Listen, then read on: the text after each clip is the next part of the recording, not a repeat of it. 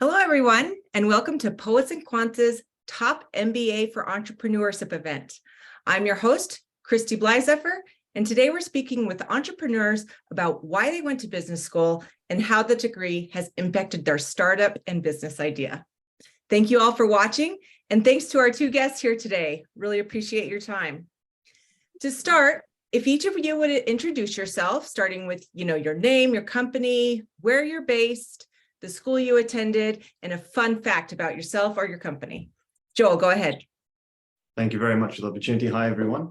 My name is Joel Sarchi. I am the co-founder and CEO of eMenu Now.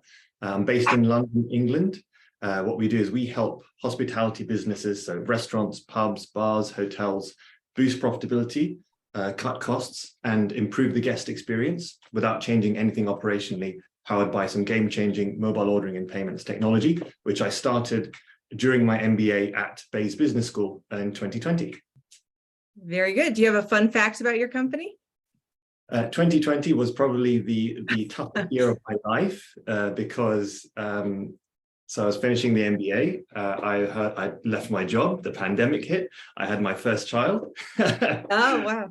And then started a business. So I think a lot of people that do the MBA seem to do it in this sort of situation where there's a lot of stuff going on. They just want change. They want to try something new. So I don't think I'm new in 2020 being a tough year. Yeah, that is so true. How about you, Francisco? Hi, Christy. Thanks for the opportunity. It's interesting that actually with you all, we work in something similar, at least a similar industry. My company is Delivery Nation. I attended to the MBA in ESADE, Barcelona, and that's where actually I live right now.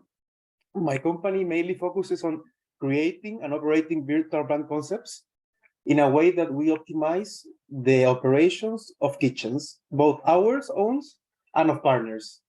I would say something fun about myself, because we'll talk a lot probably about the company, is that before my MBA, I traveled for 7 months around Asia and a little bit the world. And then I arrived almost directly to my MBA. So the last three, before the company, the last years have been very interesting and eye-opening, to call it somehow, wide-opening, Yes, absolutely. For a little bit for everybody, I think. Yes. So, Francisco, why don't you tell us just a little bit more about the company, the employees, what problem you're trying to solve, exactly, what space you're working in, that kind of thing. Exactly. Well, as I said before, we're focused mainly on food delivery. So we work with operators. The company right now has 14 employees. And the main problem we saw and what we're trying to solve is that in the restaurant industry, there's a lot of spare capacity to optimize. And we do so by having a portfolio of virtual brands that work correctly in different moments of time. So we created like this matrix of food delivery concepts that optimize what we call the food mission of the customers. Because as a person, you sometimes wanna, have food very healthy on the Monday after having like a fun weekend. But then on Thursday, you wanna meet your friends and you wanna have, briefs or pizza or something. And then on the weekend, you wanna go out with your girlfriend or your wife or your husband or whatever, and you wanna have something more fancy. So at the end, being the same customer, you move through different moments of consumption. And that's what we call the food mission. And that's how we optimize the operation of a kitchen to always have orders and reduce spare capacity of them. Oh, that's very interesting. Joel, how about you? So I spent the first 10 years of my career as a management consultant, which meant living in hotels away from home 6-7 months at a time, basically living hospitality. The best part of my day would be going for breakfast, going for lunch, going for dinner. And what I noticed was no matter where I was in the world, I noticed the same problems.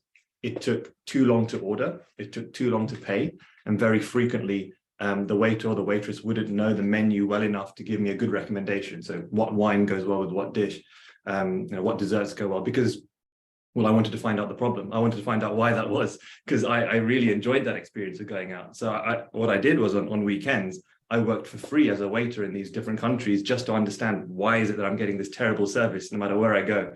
And I found the problems, and that's why I solved it using eMenu now, and the product we built really to help me as a business traveler. And that's how it started. Oh, interesting. So Joel, did you already have your startup before going to business school, the idea, or was it launched during your program? I guess I had the idea 10 years ago, and in my head, I've always wanted to, like most people, want to start something, but you then never know when to take the leap because there's so many things going on. I chose to go to business school to help me with that decision. It's a big decision, in your late 20s, early 30s. Are you going to go ahead and quit your job and go start a business? Or, maybe the MBA can help me with that. And the MBA did significantly give me the right direction as to, okay, if I should or should not go forward with this business idea. So yeah. I actually launched it during the MBA, post MBA, but I had the idea prior to it. Francisco, what about you? What was kind of the startup journey for you in relation to your MBA?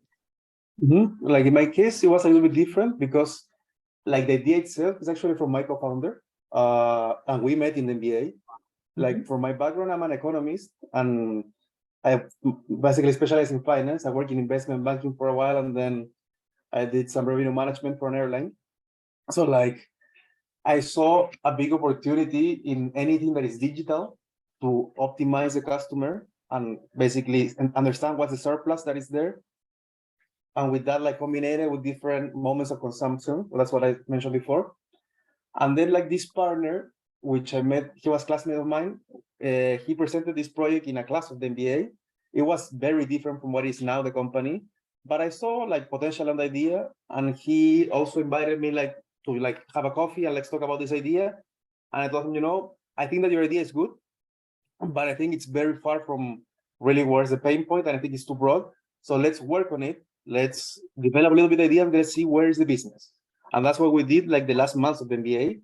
Wow. And we actually joined the accelerator of our MBA. And that's why that part was very useful because the original idea was very extremely techy, let's say somehow. And now it's actually more mixed between tech and operations. So like we changed a lot the business model from that time.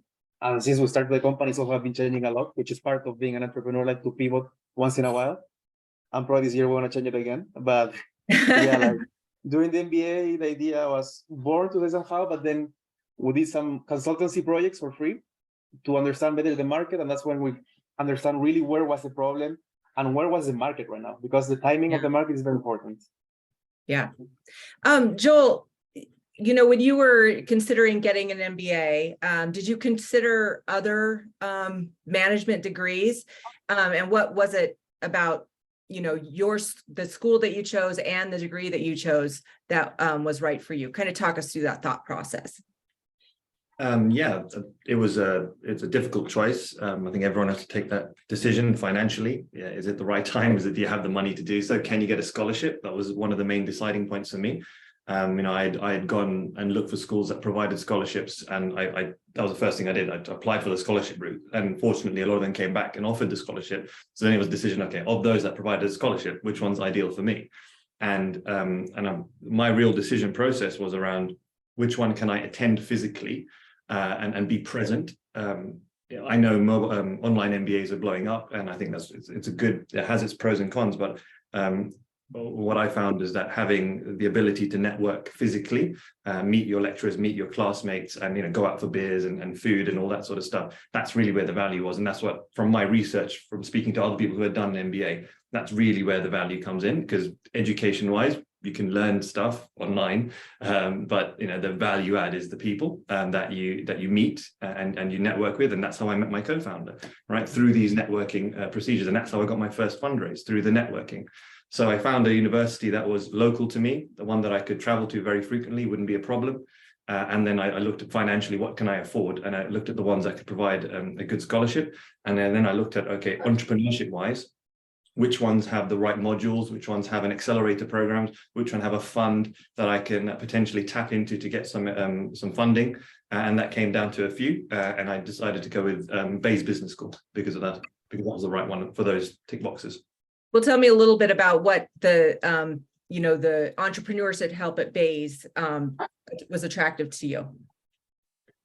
So One of the things they did, which was pretty cool, is they have something called the City Starters Weekend, where a whole bunch of students, not limited to the MBA, but anyone from the university can come and pitch their idea. They have 30 seconds to pitch their idea to the room. And then the whole room will vote as to these guys or girls had the best idea. Then the top 5 get to choose a team, and then they go and build a pitch, build a business plan within the space of 2 days. And you get loads of support and advice.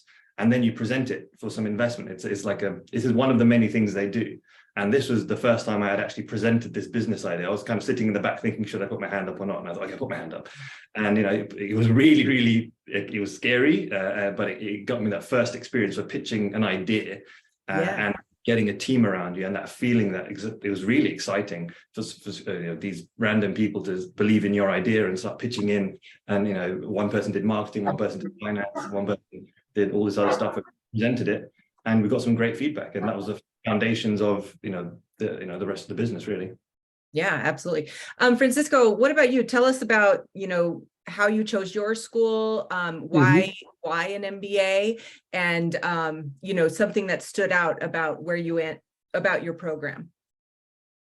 Sure. Like the case of ESADE actually was very clear that was probably the only school I was going to apply to. I think I applied to one more in London, or I never finished the process. I don't remember well. And I was very happy when I got accepted in the only school I applied.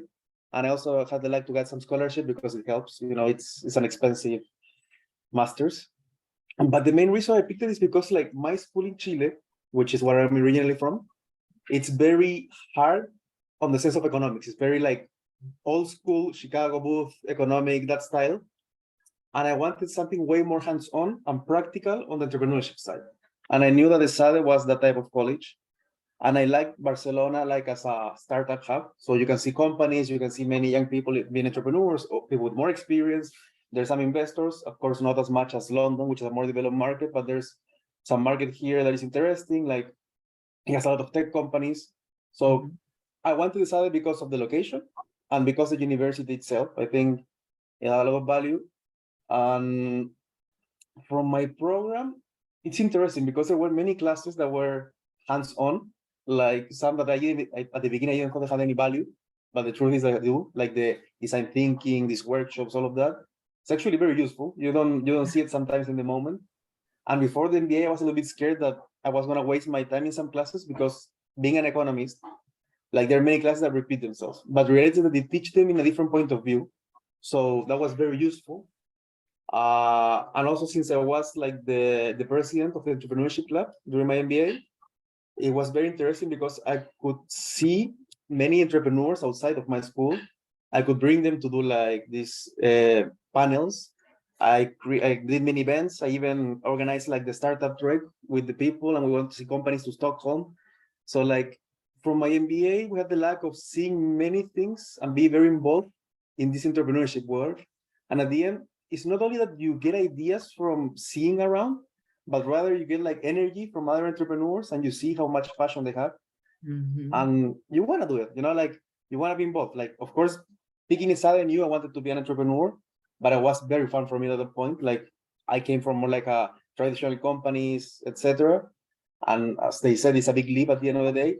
But in my case, already taking the stop to do an MBA, it was the perfect time because you have enough time to think about stuff, to know yourself better, to learn from your classmates which have different experiences, and again, to explore the areas that you really want to deep in. And that's why I focus a lot of my time in this club of entrepreneurship. I took many electives related to this type of things, also to finance because that's what I like. So I don't know, it was, for me, ESADE was a very clear pick, to be honest. Yeah. Joel, do you think, you would have, launched your startup without an MBA? How did that impact, kind of the trajectory of your company? I don't think you need an MBA to start a business, firstly. And if someone's thinking, I need to do an MBA so I can start a business, I'd say no. Okay. It's just a helping process. If you have the opportunity to do so, I wouldn't say don't do it. For me, because I wasn't 100% sure, I didn't have an entrepreneurial background. I didn't have a co-founder. I didn't have a technical background. I didn't know how to raise money, like most people don't, right? And you just learn as you go along. A lot of my friends, I was inspired by them because they had also they'd come from a similar background to me. I was in management consulting, they're in investment banking, and they'd left their massive paying jobs to just try something brand new without the MBA, and they're equally, if not far more successful than I am. So it just depends on the person you are, and what are you willing. You can educate yourself quite easily, and how to start a business. There's enough stuff on the internet. For me personally, I thought the process of the MBA really helped me with the structure of what you need to start a business. How do you do fundraising? How do you do a pitch deck? How do you do a business plan? What really helped was, of course, I then met my co-founder during one of the modules. Because I had won the university startup accelerator program, I was put towards this competition, which I won, and then one of the judges gave us our first investment. So would we be in the same situation? I'm not sure. Even though I'd spent a lot of money on the MBA, I think I got more of it, all of it back and more, because my cohort had invested in me, and also I got co-founder and further investment through the process. So that's my story. Yeah. So Francisco, you mentioned that you actually, you met your co-founder at the MBA. So obviously it had a huge impact on that for you, but can you explain kind of the entrepreneurial ecosystem around your school and some of the things that have helped you guys advance? Yeah, for sure. Like actually SADE in that sense is very, in my opinion, it's very good because it has not only like the MBA itself has this own entrepreneurial ecosystem, but also ESADE as a business school has what's called eWorks, which is mainly for BBAs, and it's open even for alumni.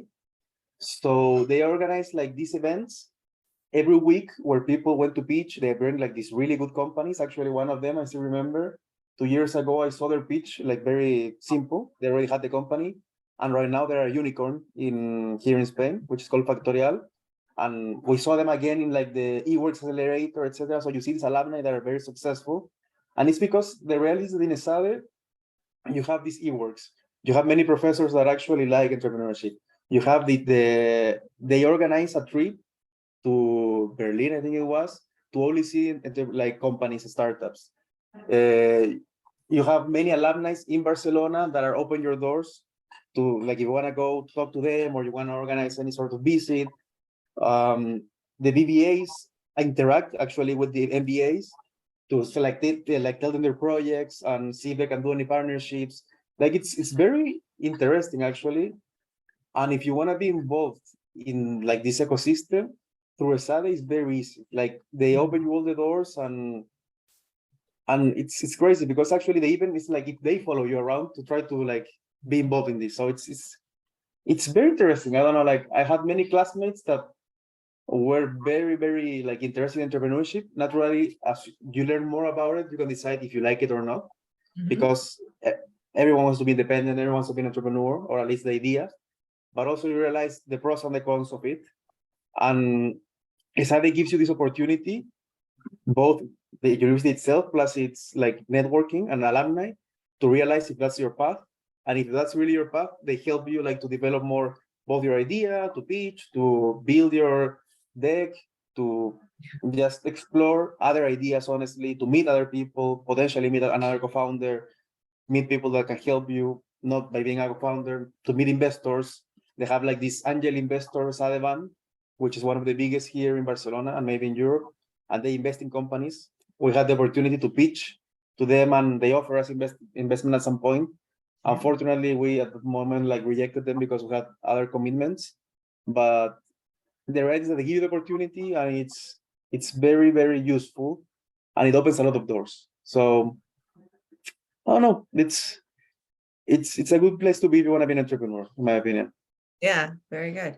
Well, we have about 5 minutes left. So Joel, maybe if you could just take a few minutes to kind of, what advice do you have for, kind of someone with an idea or wants to be an entrepreneur, about what kinds of things they should look at in an MBA program, and why might you recommend yours? Okay, first I'd say read a book called The Lean Startup by Eric Ries. I don't know if it's probably the best startup book I've read. Yeah. That will probably get you 90% of the way there, honestly. In terms of the MBA, look for business schools that are going to take you traveling. Right. So with my MBA, what I really loved about it, my highlights was I got taken to Silicon Valley, to Vietnam, to China, and we got to see the entrepreneurial ecosystem in each of those different places. And it was so starkly different, how people worked, what people did differently. We got to go to offices, for example, in Vietnam, where we did a consulting project, and it was brand new to me, but they turned all the office lights off at 12 o'clock and everyone goes to sleep on their desks. That's their culture. Then they turn it back on at 1 and they carry on working. It's really interesting just to see the different cultures in different countries and hear stories from entrepreneurs from each of those countries. And that was really inspiring for me. So I think, just look for a module, look for a school that's going to take you places and put you in, take you outside your comfort zone, and always look to do something new as opposed to just doing modules, do all the extracurricular stuff. And I think Bayes is great for that, because there's at least 7 or 8 different entrepreneurial things you can do. There's the entrepreneurship fund, there's a launch lab, there's a city starters weekend we discussed, and there's loads of bits and bobs everywhere. So it's a great ecosystem for entrepreneurs. I'd highly recommend coming in for one of their I think they're the feeler days, to try out an MBA day, and just understand what we're all about. I think it's a great university in my view. Yeah, thank you. Francisco, what about any advice for entrepreneurs considering an MBA and why maybe they should consider ESADE? Yeah, for sure. Like, one thing that has ESADE, other than, like, first of all, I would advise them to look for a university that has a big network, and ideally a big network of alumni that has value for them, because the reality is that that's very useful. Like, if you go to another country, there's alumni of your school and they will treat you like as one of them. That opens doors. And that's something that ESADE has very strong here in Europe. It has a lot of alumni. So if you need to do business somewhere else, mainly if you're not from Europe, it really helps to have this kind of family that ESADE is. That's the reality. ESADE people is like a big family.